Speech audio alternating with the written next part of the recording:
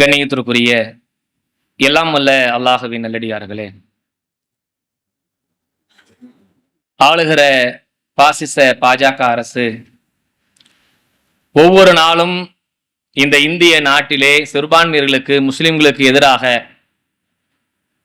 பல்வேறு அநியாயங்களையும் அக்கிரமங்களையும் செய்து வருகிறார் என்பதை நாம் ஒவ்வொருவருமே உணர்ந்து கொண்டிருக்கிற இந்த தருணத்திலே யூபி மாநிலத்தில் ஒரு மிகப்பெரிய கலவரம் நடந்திருப்பதை நாம் எல்லோரும் அறிந்திருக்க ஒரு செய்தி. ஷாஹி ஜமா மஸ்ஜித் என்ற பள்ளிவாசலை ஏறக்குறைய 400 ஆண்டுகளுக்கு மேலாக அங்கே இருந்து வருகிற அந்த பள்ளிவாசலை விஷ்ணுவுடைய அவதாரம் அங்கே தோன்றி இருக்கிறது. இது விஷ்ணுபெருமானுடைய கடைசி அவதாரமான கல்கி அவதாரத்துடைய கோயில் இங்கே இருந்தது என்ற ஒரு பொய்யான வழக்கை பாசிச சக்திகள் மூலமாக பதிவு செய்து அந்த வழக்கை குறைந்தது ஒரு 3 மணி நேரத்திலே நீதிபதி உத்தரவிடுகிறார்.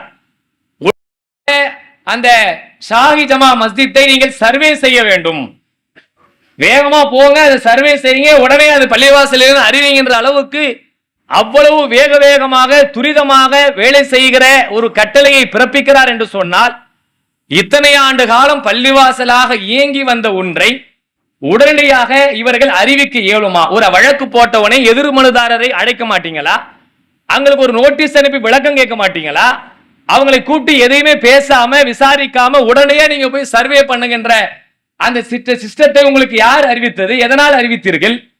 இதையெல்லாம் தாண்டி 1947 ஆகஸ்ட் 15க்கு முன்பாக இந்த நாட்டிலே இந்திய சட்டத்தின்படி எங்கெல்லாம் வழிபாட்டு தலங்களாக இருந்ததோ அது ஆக்கிரமிப்பு செய்யப்பட்டதாக இருந்தாலும் கூட இதற்கு பிறகு நீங்கள் அதை இடிக்கவோ, அதை தரமட்டமாக்கவோ, அதுக்கு வழக்கு தொடுக்கவோ, அதை எனக்கு சொந்தமானது என்று சொல்வதற்கோ சட்டத்தில் இடமில்லை என்று 1991 வழிபாட்டு சிறப்பு சட்டம் சொல்லுகிறது.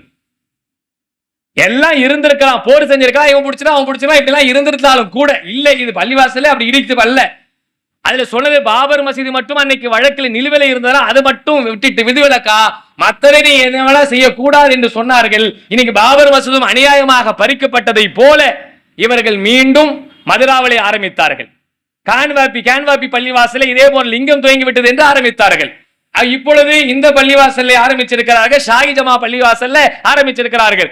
அந்த ஈரங்கூடம் காயல், அதுக்குள்ள அஜ்மீர் தர்காவை அங்கேயும் கோயிலா இருந்து இடிக்கப்பட்டுதான் தர்கா கட்டி இருக்கிறாங்க அப்படின்னு அடுத்தது ராஜஸ்தான் ஆரம்பிச்சுட்டாங்க.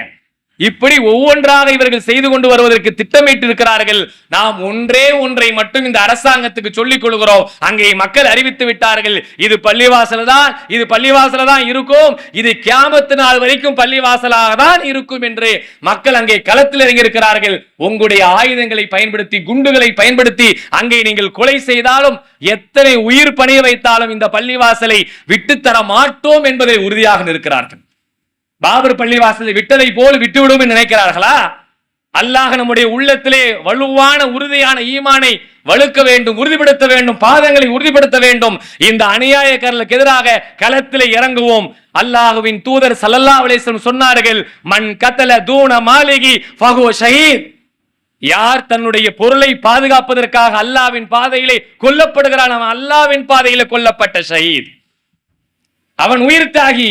என் பொருளை பாதுகாப்பதற்காக நான் போராடி இறந்தால் அல்லாஹ்வின் பாதையில கொல்லப்பட்டவன் என்ற எண்ணத்தோடு, அடையாளத்தோடு நாங்கள் போவேமே தவிர பள்ளிவாசலை விட்டு கொடுக்க மாட்டோம். நீங்கள் போடுகிற பொய்யான சட்டங்களுக்கும் நீங்கள் காட்டுகிற குண்டுகளுக்கோ இந்த சமுதாயம் பணியாது என்பதை உணர்த்த வகையில அவர்கள் நடந்து கொண்டிருக்கிறார்கள். அப்படிப்பட்ட நியாயவான்களுக்கு அல்லாஹ் துணை செய்ய வேண்டும். நம்முடைய கண்டனங்களையும் இந்த நேரத்தில் பதிவு செய்து நிறைவு செய்கிறேன். வாஹர் தாவன் அல்ஹம்துலில்லாஹி ரப்பில் ஆலமீன்.